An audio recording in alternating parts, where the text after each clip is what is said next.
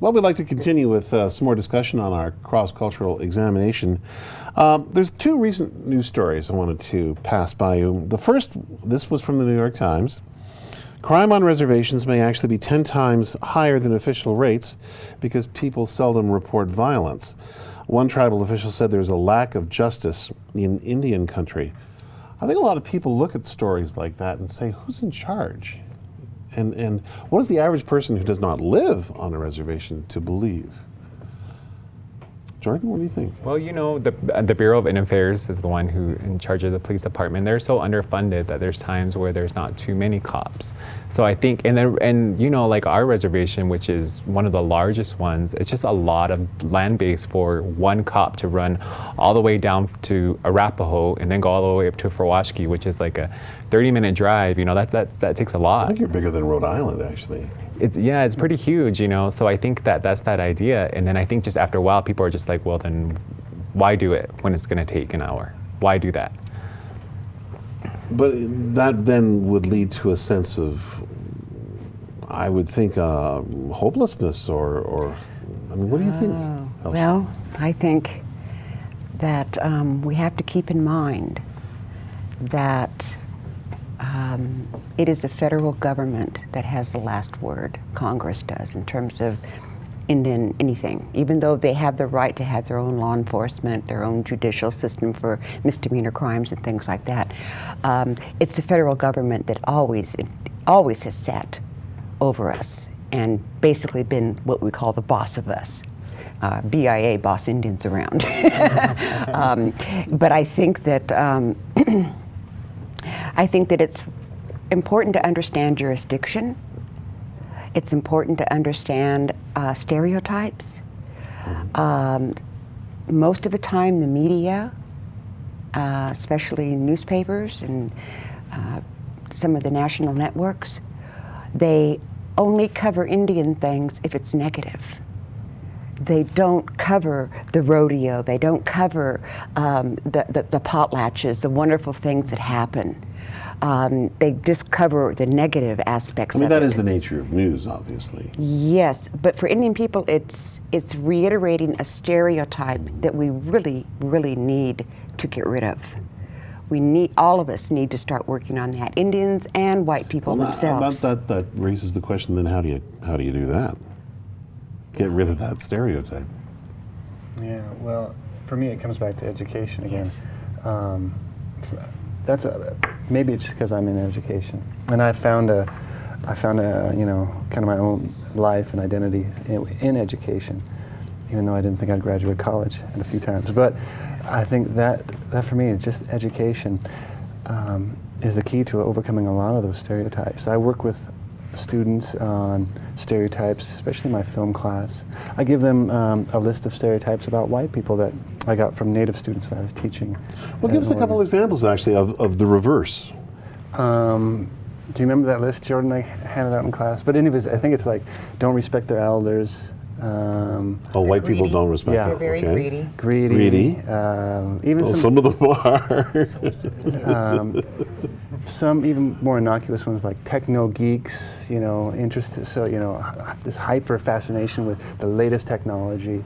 Some of those work here, actually. I would say one of the ones that I grew up with, and I grew up in the 50s and 60s, is they cannot be trusted.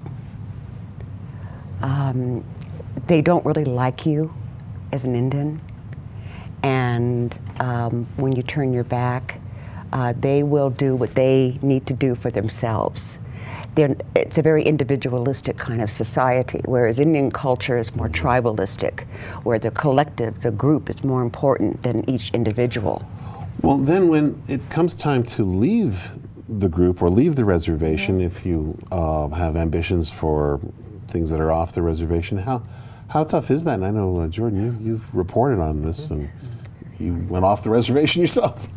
Well, and when I think it was maybe in 2007, I did this story. That's when I think I was a junior at Laramie. I did a story about that, like what happens when you get a degree and you leave the reservation, or what happens to you if you stay on the reservation. And I interviewed like 5 different people about it. And some people had, really good success for the stories. They loved their job. It was great. There's one person who just said that that's what she wanted to do her whole life. And there was another person who said they came home and it wasn't what they expected at all.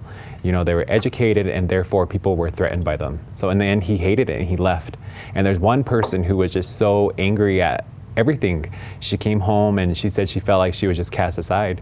So she said one time during a council meeting, one of their tribal leaders stood up and was talking, and he started going into the speech about telling his people to go off and get educated. And she said she stood up and she said, "No, don't say that. I did that, and look what's happening to me." So find a different speech to tell your people. Well, in your story, there was Leonard Pickett mentioned the need for youths to have something that they can strive for, even on like a national level, which was in that case rodeo. Do you think that Indian youth need a road off the reservation into the wider society? Boy, I think that they need to know it's an option, and they need to know how to interface and interact, because most Indians today work, if they don't live, they work off the reservation. Over half of the Native American population is urban. They're off the reservation pretty much full time. So I think that opportunities need to be there, but it needs to be an option to choose.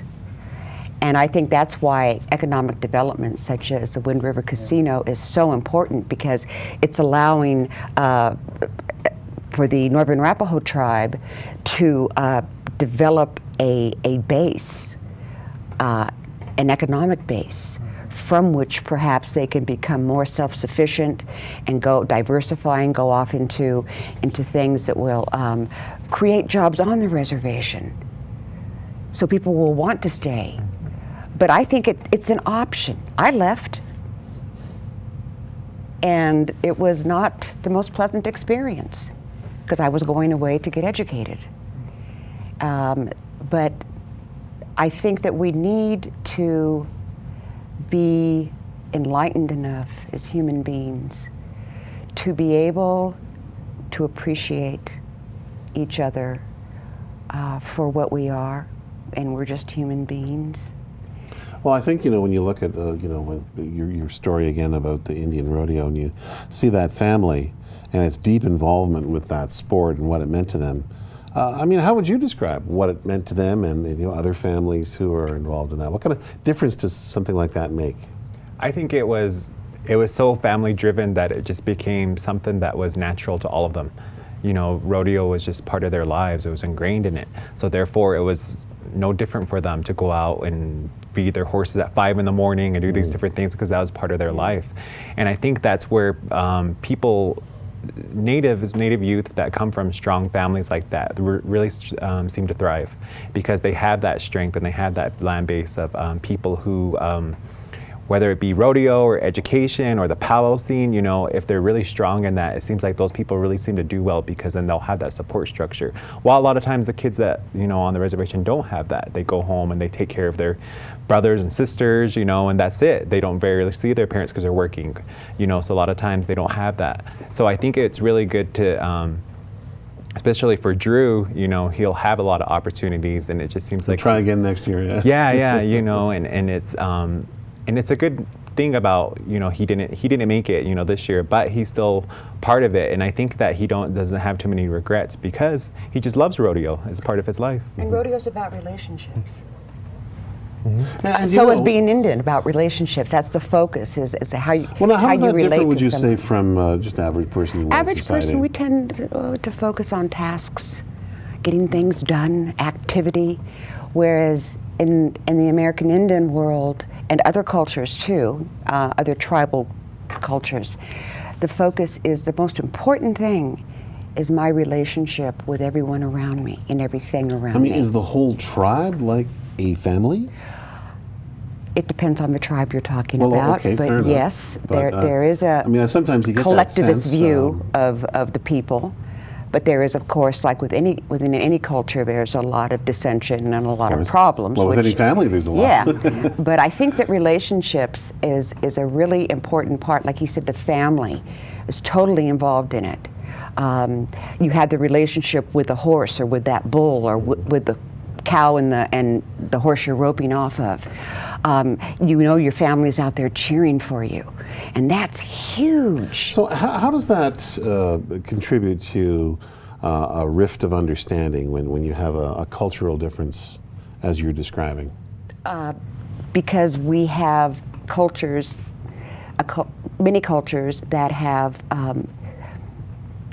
gone through different levels of assimilation, forced assimilation, or voluntary assimilation. The Hopi, for example, the Onondaga, they tend to have a lot more of their traditions in place because the Hopi lived up on a top of a hill. Nobody wanted it. It wasn't land that was arable, and thus they have been able to maintain a lot of their cultural, what they wanted to retain. Again, cultures change throughout time. Every culture changes. If it doesn't change, it dies. So change is inevitable. It's just a matter of how it happens and how quickly it happens. You know, there's sort of an observation that goes back sometime, and I'm sure you've heard it, and that's the suggestion that Native Americans, they just need to move on. Not being so obsessed with the past. And when you hear that, what are you hearing? When I hear that, I'm hearing what has been going on for hundreds of years, which is a cultural misunderstanding, perception of reality that is very different. People who have, just as individuals who have experienced trauma over a long period of time, oppression, colonization, any sort of servitude. Well, some have used the term genocide. Genocide too. You develop an ongoing trauma that families need to deal with. They need to look at it and to understand it for what it is. And in people, we don't see the past as the past. It's now. The future is now. Is it like an open wound? It can be, but it can also be something that just is, that all of history is part of who we are today, and that's true for all of us. We're all part of our historical experience. Would you say things are better now? Compared to 100 years ago, yeah, to go back to Helsh's point, when I hear that Indians should move on, that's just kind of a veiled prejudice again, an anger towards Indians. Like you said, we are living our history. We're part of our history. You could easily say that to any group to move on. The South, time to move on. Religious people, time to move on, right? Any group, you can say that. It's often directed towards Indians, and I think that comes from a place of prejudice and anger towards natives. That's because Indians are seen as a people of the past. Yeah. We're not seen as modern people. Not by a lot of people. That we're just, especially when you go other places and there's no reservation around. It's like, you're Indian? Really? We don't exist anymore, but we do. And we exist in ways that keep up with and that can very much accentuate the experience of the non-native populations. I think Indian rodeo is one of those, because rodeo has tended to be something that people see as the cowboys. And here you here you have, Native American people. Well, the Indians were the cowboys. That was what I found was so interesting. They were. They totally flipped. And initially in history, cowboys and Indians didn't get along so bad. It was the military and the government. Right. Well, you can blame Hollywood for part of that. Exactly. And I think I was just going to say that that kind of the West, if you want to call it Western, the cowboy culture, became part of entwined in Native culture early on, and not just in the 50s, 60s, 70s, or now, even before that. And we find elements of contemporary American culture, like hip hop, being Native youth adopting that type of lifestyle on all the reservations. And it's just, like you said, a static culture is a dead culture, right? Static culture is a dead culture. Yeah. Well, we're going to wrap it up in the next couple of minutes, but I know that one of the courses, Casca, that you teach, among them are American Indian humor, and I'm really curious. Any examples, or we have a wonderful. We have some wonderful stand-up comedians that they don't get out there, and they're not very well known. I think Charlie Hill would probably be the most well known, but we have a lot of stand-up. So in that course, I show. I do stand-up comedy. I do short stories and some films, all kind of looking at how humor is a wonderful device to bridge that divide we're talking about, that rift between Native culture and white culture. Any examples of Native American humor? Oh, you mean jokes, or do you want me to? Well, It sure. depends on if you're doing it with another Native or with a mixed group. Well, it's not always the case. Put me on the spot. I mean, I use a lot of Sherman Alexie's material, a lot of Thomas King's. I use some of my favorite authors. But one-liners and jokes, come back to me and I'll Well, okay, because the last sort of thing I wanted to get from each of you is just your sense of what the biggest myth that you'd like to bust might be. Alice, I'll start with you. You're on the spot. I think the biggest myth from my place now in life is this notion that we have as human beings. We need to understand that we have more in common than we do not in common. That, for one thing, race is kind of a creation of history, this notion of racial differences. Not to say that there aren't differences of people around the world. Do you think an act of forgiveness is needed? I mean, just go to another historic example. When the Japanese Americans were interned during World War II, there was an apology from the government. And there was an apartheid, too. Yes, and the Truth Mandela. Commission, yes. But, for Native Americans in this country, do they need an apology? I think what they need is to have people around them educated. Education is so critical here.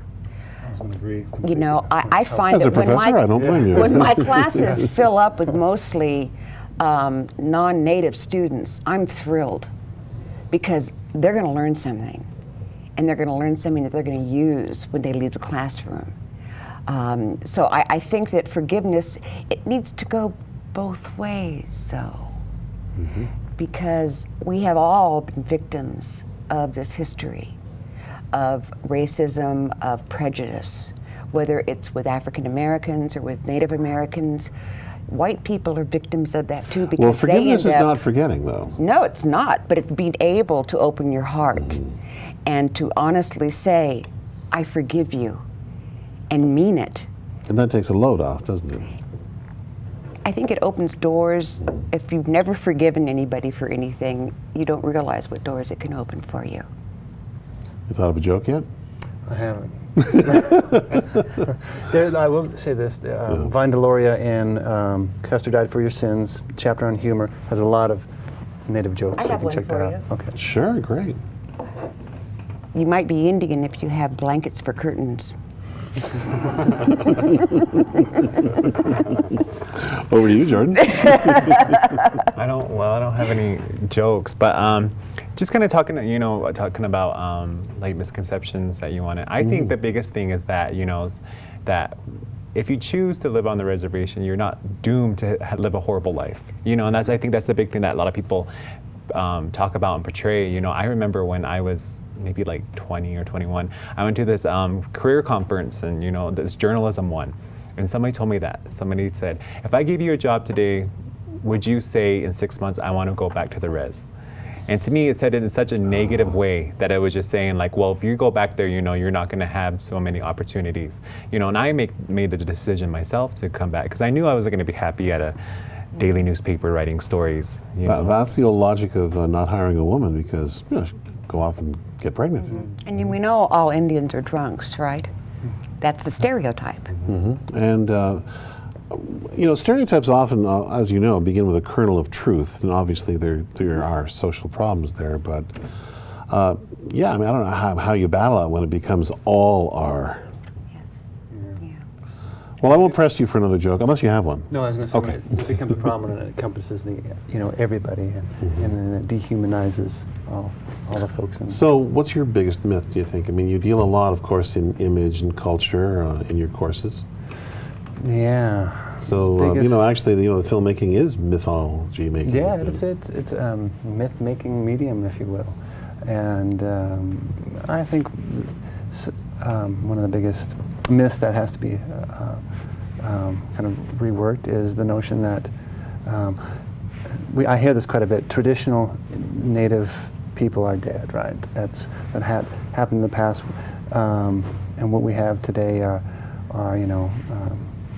they're not really these traditional natives. And so I question, what do you mean by tradition? Exactly. How far back you going? How far back you going? Well, you of course, as you said, yourself have Native American roots on my mom's your side. mom's side. How does that help shape your own self-conception? Are you I'm divided here, divided here? I'm more of a peacemaker because the two families, the native side and the white side, didn't get along. In fact, there was some epic fights, including one on my parents' wedding night between my grandfathers. So I always, instead of being that sounds like a good story. Yeah, unfortunately, we don't have time for that. I see my role as kind of a bridge between them. Because of that distrust between the sides, I always wanted to bring people together rather than keep them apart. Yeah. Well, that's a role, though. But in terms of yourself, because you have this varied parentage, do you celebrate different holidays, on both sides of your heritage, or how do you? Never really, always kind of was comfortable in my self-identity and who I was. Never really was never really schizophrenic about it or anything. Celebrated all holidays. I'll take a holiday whenever I can. Hence the Thanksgiving thing, right? That's another day off. That's right. Well, thank you all very much. Great discussion. Thank you. Thank you, Richard. Really appreciate it. Thank you, Alistair. Enjoy.